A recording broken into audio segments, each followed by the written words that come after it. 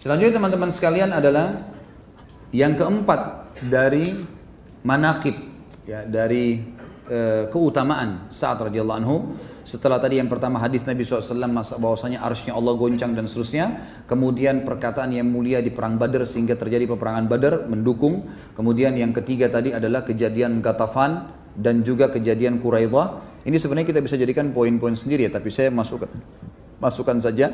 Kemudian poin yang keempat adalah bagaimana kemuliaan diri dan yang sifatnya abadi dan kemuliaan yang dikenang oleh kaum muslimin pada saat mati karena bergeraknya arsy Allah. Ini kita lihat dan juga dipikulnya jenazahnya oleh para malaikat. Ini ada kisahnya di halaman 145 sampai 148. Saya akan bacakan riwayatnya teman-teman sekalian. Nabi SAW di sini dikatakan oleh penulis pada saat melihat jenazah Sa'ad, dia berkata, Nabi SAW bersabda, jazakallahu khairan min sayyidil kaum, faqad anjazta ma wa'adtahu, wa la yunjizannakallahu ma wa'adaka. Sekali kau ambil keputusan, maka mereka semua patuh. Engkau telah menunaikan apa yang telah engkau janjikan, niscaya Allah akan menunaikan apa yang dia janjikan kepadamu. Kemudian Nabi SAW juga bersabda dalam hadis yang diriwayatkan oleh Imam Bukhari Muslim, ihtazza arsyur rahman li mauti Sa'ad bin Mu'ad. Arsy-Nya Ar-Rahman bergoncang karena kematian Sa'ad bin Mu'ad. Asma binti Yazid radhiyallahu anha berkata, ketika Sa'ad bin Mu'ad wafat, ibunya menangis. Maka Nabi SAW bersabda, ala yarka'u dam'uki wa yadhhabu huznuki fa inna ibniki awwalu man dahikallahu lah wahtazzalahul arsh. Mengapa air matamu tidak berhenti dalam kesedihan wahai ibunya Sa'ad? Sementara anakmu adalah orang yang paling pertama Allah tersenyum padanya, ya. Dan juga arsy-Nya Allah bergoncang karena meninggalnya. Al-Haythami menyebutkan dalam Majma' dan juga At-Tabarani dan rawi-rawinya semuanya sahih, dan Al-Hakim juga Al-Dhahabi mensahihkannya. Ulama lain juga berkata yang dimaksud dengan bergoncang arsy-Nya Allah adalah bergoncangnya para pemikulnya dari kalangan malaikat dan malaikat-malaikat lain. Di sini mudhaf atau kata yang disandarkan tidak disebutkan yaitu malaikat pemikul arsy, tetapi memang ini pendapat di antara ulama yang mengatakan. Yang lain juga berkata yang dimaksud dengan bergoncang sini adalah kebahagiaan dan penerimaan, di antaranya perkataan orang-orang Arab yang berkata fulanun yahtazzu lil makarimi. Fulan bergerak karena kemuliaannya. Bukan berarti badannya yang bergoyang atau bergerak, tetapi maksud mereka adalah ketenangan fulan kepadanya dan kecenderungan kepadanya. Dan ini pendapat-pendapat ulama. Al-Harbi juga berkata, ini adalah bahasa kinayah atau kiasan yang mengungkapkan luar biasanya kematian Sa'ad. Orang-orang Arab biasa menisbatkan sesuatu yang besar kepada sesuatu yang paling besar. Sehingga mereka berkata, bumi menjadi gelap ketika kematian fulan dan kiamatnya sudah tiba. Maksudnya orang Arab biasa berbicara begitu. Kalau ada orang punya kedudukan yang besar, maka mereka mengatakan bumi jadi gelap dengan matinya orang ini, atau seakan-akan kiamat sudah terjadi, ya, karena dianggap orang ini punya kedudukan. Ini juga bisa berarti maknanya. Imam Az-Zahabi berkata rahimahullah, arsy adalah makhluk yang ditundukkan. Jika Allah menghendakinya untuk bergoncang, maka ia bergoncang dengan kehendak Allah. Allah memberikan kepadanya rasa cinta kepada Sa'ad sebagaimana Allah memberikan perasaan kepada Uhud terhadap kecintaan Nabi SAW, ya. Jadi pendapat Imam Az-Zahabi Allahu alam yang lebih banyak cenderung dipegangi oleh para ulama bahwasanya memang bergetarnya arsy Allah ini, ya, karena Allah Subhanahu wa taala menginginkannya bergoncang, bergerak pada saat itu, dan itu karena rasa cinta kepada Sa'ad, ya.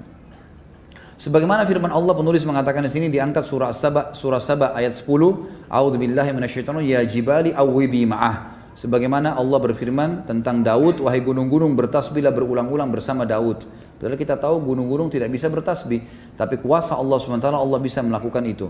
Kemudian juga dikatakan surah Al-Isra ayat 44, Allah berfirman, a'udzubillahi minasyaitonirrajim, tusabbihu lahus samawati sab'u wal ard, al-ayat. Langit yang 7 dan bumi juga bertasbih kepada Allah. Padahal kita tidak pernah bisa mendengarkan tasbih tersebut.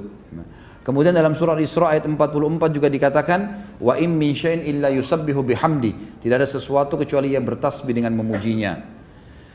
Di dalam Sahih Bukhari, Ibnu Mas'ud berkata radhiyallahu anhu, kami mendengar tasbih makanan yang sedang dimakan, dan ini adalah bab yang sangat luas.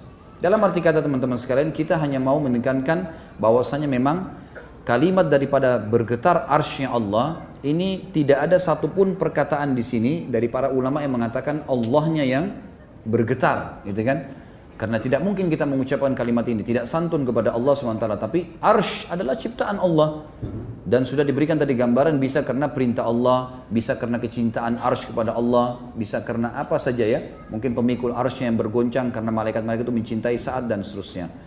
Dan dalam satu riwayat Ibnu Umar meriwayatkan dinisbatkan kepada Nabi SAW, dikatakan Nabi SAW bersabda, ihtazzal arsyu li hubbi liqa'illahi Sa'ad. Arsh bergoncang karena mencintai perjumpaan Allah dengan Sa'ad, dan ini diriwayatkan oleh Ibnu Sa'ad dan Hakim, dan beliau mensahihkannya. Dan Allah alam, kesimpulan dari semua apa yang disampaikan ini yang lebih kuat adalah pendapat yang dipegangi oleh para ulama yang terakhir sekali, bahwasanya dikatakan arsy-Nya Allah bergoncang karena mencintai, karena Allah mencintai menjumpai Sa'ad radhiyallahu anhu.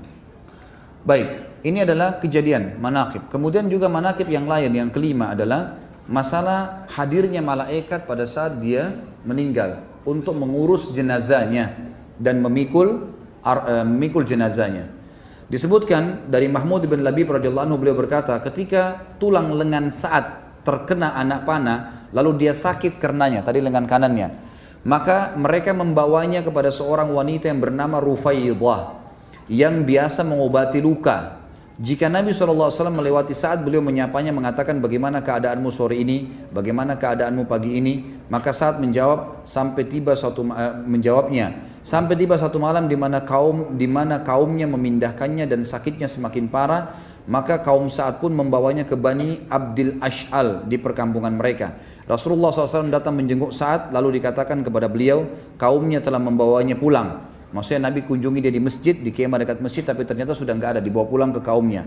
Lalu Nabi SAW berangkat dan kami mengikuti beliau, kata Mahmud ibn Labib, beliau pun berjalan dengan cepat sampai tali sendal kami terputus karena cepatnya Nabi SAW berjalan.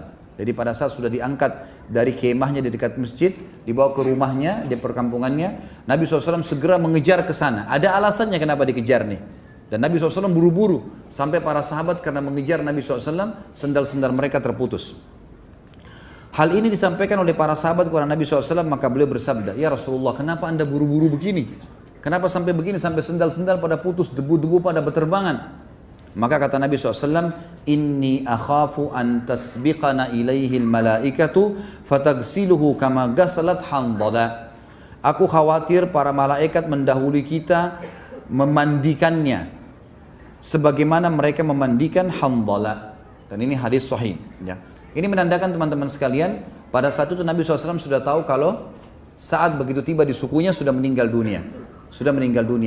Dan Nabi SAW buru-buru, kenapa? Karena beliau ingin memandikan jenazahnya Sa'ad ibn Mu'ad. Dan beliau berkata, saya khawatir jangan sampai kalau kita telat tiba di sana malah malaikat yang mengurus jenazahnya.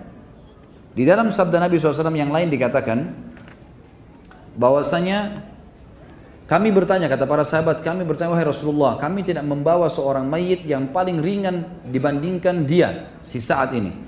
Maka kata Nabi SAW, ma yamna'uhu an yakhiffa wa qad habata minal malaikati kada wa kada lam yahbitu qattun qabla yaumihim qad hamaluhu ma'akum.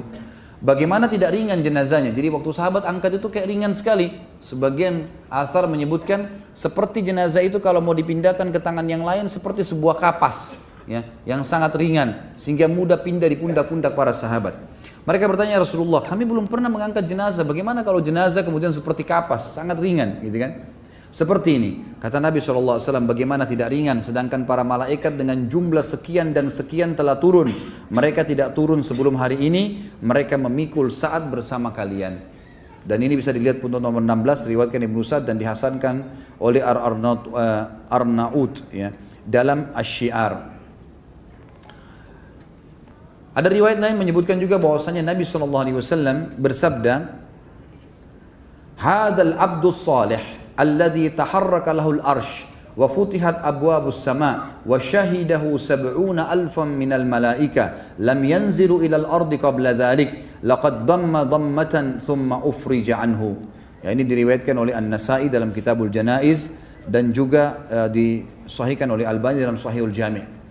Kata Nabi SAW waktu nunjuk jenazahnya Sa'ad, ini adalah hamba saleh di mana arsh bergetar karenanya. Pintu-pintu langit dibuka untuk menerima ruhnya. 70.000 malaikat menghadiri jenazahnya. Mereka tidak turun ke bumi sebelum ini. Kuburnya menghimpit lalu dilapangkan untuknya. Jadi ini menandakan memang hadirnya 70.000 malaikat yang mengurus jenazah Sa'ad radhiyallahu anhu. Tadi ada riwayat, jadi disebutkan tentu Handalah. Kalau teman-teman masih ingat riwayat Handalah kan, di salah satu peperangan Handalah ini baru menikah, kemudian dia menikah malam hari, dia belum berhubungan biologis sama pasangannya kecuali habis subuh. Habis sholat subuh di masjid bersama Nabi SAW, kemudian dia pun kembali dan menggauli istrinya, ya layaknya suami istri. Baru selesai berhubungan, dia belum sempat mandi junub, tiba-tiba ada kubandan perang, jihad. Maka Handalah pun ikut, belum sempat mandi junub. Gitu kan. Pada saat dia masuk di medan perang, dia terbunuh oleh musuh. Lalu Nabi SAW pada saat melihat jenazah Handalah lalu sempat mengalihkan wajah beliau. Lalu para sahabat mengatakan, kenapa ya Rasulullah? Kata Nabi SAW, saya melihat malaikat memandikannya. Ada riwayat lain mengatakan, saya melihat istrinya dari bidadari menjemputnya. Jadi dia karena belum dimandikan, maka dimandikan oleh malaikat.